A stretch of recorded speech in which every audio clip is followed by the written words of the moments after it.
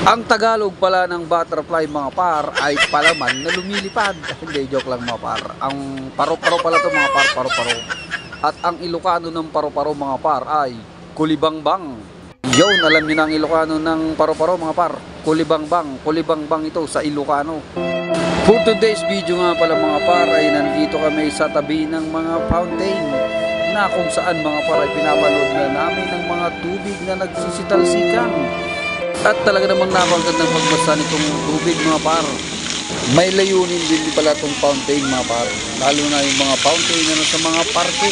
Dahil ang fountain pala dito sa parke mga par ay nakakabawas ng ingay. Ang splash ng fountain na tubig mga par o gumagalaw na tubig ay maaaring matakpan ang mga hindi kaaya-ayang ingay. At ang fountain pala mga par ay nakakawala din ng stress. Lalo na pag dito ka lang at nakatabi at pinapakinggan mo lang ang kanilang agos o kaya ang kanilang splash. At yun lang mga par ang ating naintindihan sa fountain. Kaya pala sila naglalagay ng fountain para mabawasan ng mga ingay-ingay dito sa lungsod. At syempre pagkatapos nga namin magpicture dyan mga par ay pipunta namin ang The Gardens Butterfly, na kung saan mga par ay makikita natin ang mga makukulay ng mga paro-paro o kaya in English is butterfly. Yun mga par, sa Ilocano naman ay kulibangbang. So yun na nga mga par, dito na nga kami sa The Gardens Butterfly. At syempre tatanggalin natin yung ating mga dala-dala dahil bawal ang tubig at pagkain dito. At syempre pagpasok nga namin dyan mga par ay medyo malamig ang loob nito dahil naka-aircon dito mga par. Tsaka nakaaya-ayang tignan yung mga tao at napakaraming namamasyal dito mga par. At pagpasok mo pa nga lang dito mga par ay makikita mo na ang mga makukulay ng mga paro-paro. Ayan mga paro, ang gagandahan at ang ganda ng kanilang pagkakaayos. At talaga namang napakaganda ng kanilang pagkakaayos nga talaga mga par. Yan, yan. Daming paro-paro dito mga par. Yan, sa Amerika pala mga par ay ang paro-paro ay may simbolo pala itong mga par. Sumisimbolo pala ang paro-paro sa pagbabago, pag-asa at muling pagsilang. Sa kulturang Chino naman mga par, ang mga paro-paro ay sumisimbolo sa mga kagandahan sa lupa, pag-ibig at kaluluwa ng tao. Kaya pag may pumunta sa inyong paro-paro mga par, baka yung kamag-anak niyan mga par, kaluluwa ng kamag-anak niyan. Kaya huwag niyong itatabo yung mga paro-paro pag pumupunta sa inyong bahay. Kundi hayaan nyo lang sila at akusa naman silang aalis yan mga par. At talaga namang kaaya-ayan tignan itong mga nasa garapon mga paro. Talagang nakukulay ng mga paro-paro ang nilagay nila dito sa mga butterfly. At meron pa nga dito mga par ay yung mga nakalagay naman sa kawayan ata ito mga sa mga sanga-sanga ng kawayan at makukulay din itong mga paro-paro to. At pagkatapos nga namin dyan mga par ay pumunta naman kami sa The Garden. Ito rin sinasabi nilang garden kaso wala naman ditong paro-paro G.